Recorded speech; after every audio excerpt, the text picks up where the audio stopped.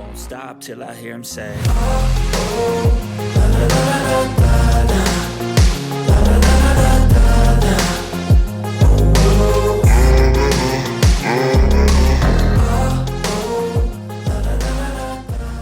Warning. The information that we convey in these videos and the content on this page simply provides general consumer information. It is not legal advice or regulatory guidance. It is not intended to sway your personal bias in any way. We are simply just relaying information already available to the general public. We highly suggest you do your own research and draft your own opinion on the topics disclosed in this video breakdown. Without further ado, sit back, relax, enjoy this video breakdown, and if you're not already subscribed to the YouTube channel, consider doing so now. Okay, what is going on, CYPRX advanced YouTubers? Welcome back to the CYPRX YouTube page. In today's video breakdown, ladies and gentlemen, this is going to be a two-part video series because I have so much information to unlock for you all. Again, deep intuitive research. If you all enjoy video breakdowns like this, go ahead and smash that thumbs up button and consider subscribing to the YouTube channel. We do appreciate the love and the support. These videos do take time to make.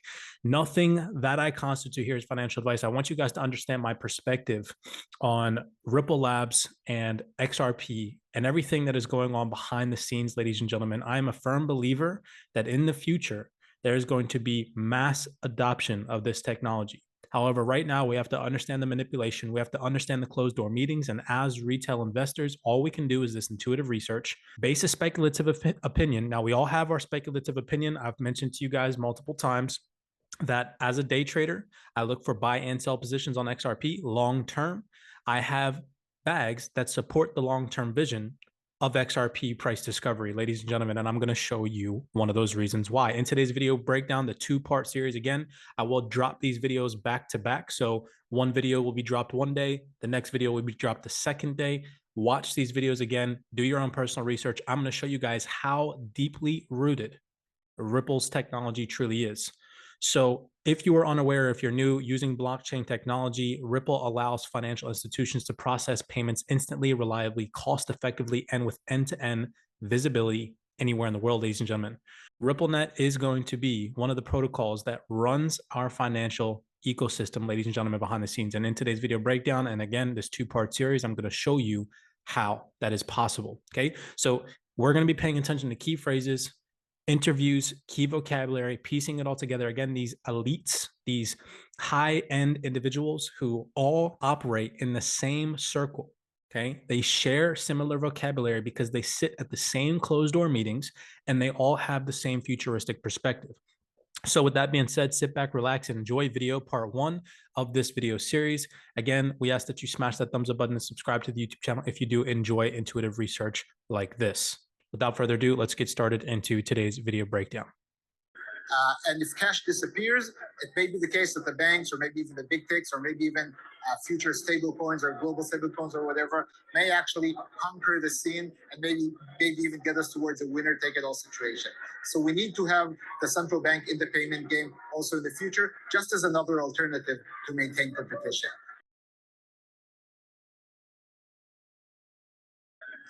And if cash disappears, it may be the case that the banks or maybe even the big techs or maybe even future stable coins or global stable coins or whatever may actually conquer the scene and maybe even get us towards a winner-take-it-all situation.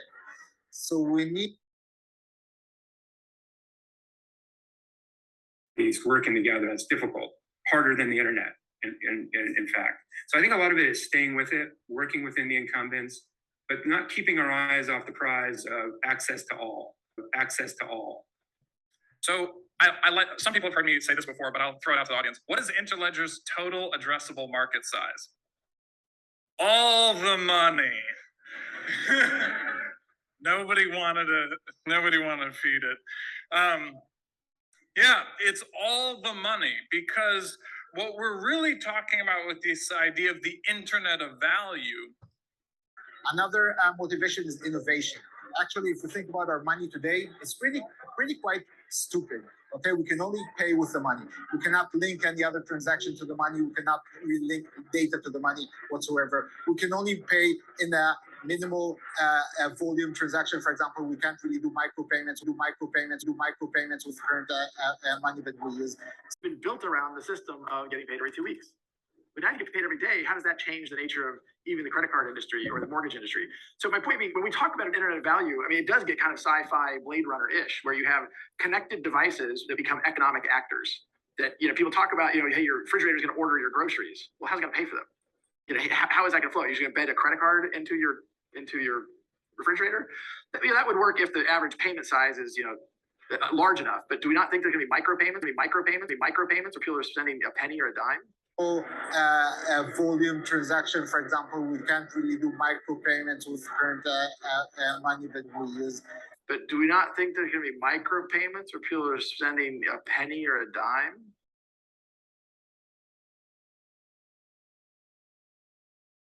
Right. Well, I would also imagine too, where you have legacy banking systems in place and companies built around it, as you had suggested before, that's a big barge to turn around. For sure. Yeah, I mean, one of the things that has made Ripple, I think, both successful and arguably controversial is I don't think about it so much as how do we turn the barge around as much as it is how do we help the barge be more successful. Bank digital currencies may actually bring some of these innovations towards the payment scheme, and then, of course, with an important participation of also the private sector. Of course, with an important participation of also the private sector. To think about the people who are, not digitally oriented, or maybe cannot afford a phone. In Israel, for example, we have a large chunk of the population that does not use a smartphone for religious reasons, and we need to honor that. So you can also think of CBDC being used on a simple card or something like that, maybe even a bracelet that even my 85-year-old mother could use, just paying at the store. She is not able of operating her smartphone anywhere. So yes, there would need to be some kind of end user interface. These days we can think of smartphones. In the future, who knows what it will be, but which will be provided to us by private sector entities, which will be provided to us by private sector entities that would connect into the CBDC system.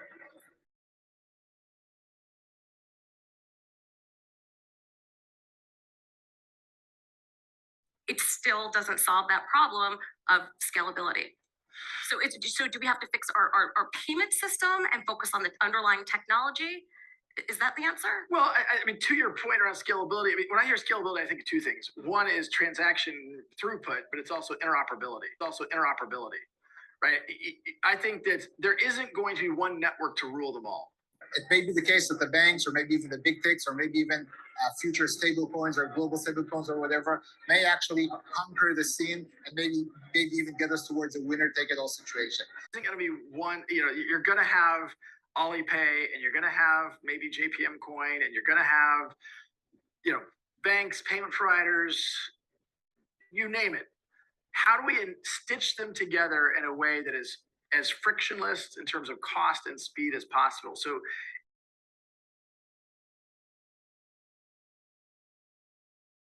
how do we stitch them together in a way that is as frictionless in terms of cost and speed as possible? So and there would be an intermediary between the central bank and the hardware technology and the end user. Right. So these are those private sector intermediaries, which will be provided to us by private sector entities that would connect into the CBDC system. How do we stitch them together in a way that is as frictionless in terms of cost and speed as possible? So but we're thinking of them not necessarily as financial institutions, because they would not be touching the money. This is actually what we are exploring currently in Project Sela, together with the Hong Kong Monetary Authority. We're thinking of those intermediaries as entities that merely provide me the technical access towards the CBDC system. They are not like credit card issuers and merchant acquirers these days who actually touch the money. They hold the money between the end user and the merchant, for example. They hold the money for, 50 days, 30 days, whatever. They hold the money between the end user and the merchant, for example. They hold the money for, 50 days, 30 days, whatever. One could use money for this have built, but in some sense, holding money is inefficient. And so that maybe I see a little bit. Am I right to think of the XRP ledger as a way of holding money? Yeah, I think that's big. I think when people look at the costs of payment systems, they don't necessarily look at the costs of holding money. And They hold the money between the end user and the merchant, for example. They hold. And you're saying its openness is going to favor it because it's easy to move in and out of. Yeah, I think if you can imagine, like you might have a hub in one country and a hub in another region, how do you settle between those hubs? You need something that's neutral. You need something that's kind of jurisdictionless. If you want a sort of open participation ecosystem, you can't have things that are controlled by a single party at the center. Interesting. Let's switch to stable coins because they're obviously kind of all the rage right now, and everyone and their dog is issuing one from JP Morgan to Facebook. Future stable coins or global stable coins or whatever. But especially what the banks are doing. I think last week the new kind of consortium of banks said, "Hey, we rolling out this new stable coin." Does that kind of freeze you guys out, or? I think it's actually helpful. One of the problems that people have is the ability to hold digital assets can be difficult, particularly with the volatility in some digital assets. Stable coins are safer to hold if you can trust the issuer. So I think to that extent, it can be helpful because you still need liquidity. So if you imagine a dollar stable coin issued by JPM and you have maybe some other dollar coins issued by companies like Circle and everybody seems to be issuing a stable coin. And then you have stable coins in other currencies because if you're not in the United States, a dollar coin is not really all that stable. You still need liquidity between those stable coins.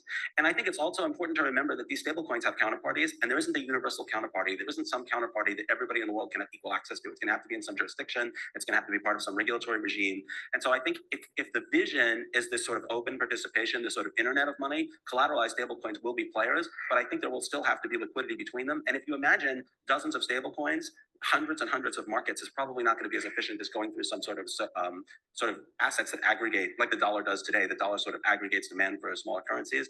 And we see XRP playing that role. And we see XRP playing that role. And we see XRP playing that role. Okay, so in part two, I hope that you guys enjoyed that video breakdown. In part two, I'm going to go into detailistic perspectives on who this individual is. He is a representative from the Bank of Israel, and you heard him mention that they did a CBDC test pilot with the Bank of Hong Kong. So I'm going to go into detailistic perspectives on how Ripple's all tied into that in video part two. Again, smash that thumbs up button if you guys enjoyed video breakdowns like this, and look forward to part two coming out tomorrow. Blessings to you guys all. Appreciate the love and support, and I will see you guys in the next YouTube video breakdown. As always, be constantly aware and make sure that you all are doing your own research. I won't stop till I hear him say, la, la, la, la, la.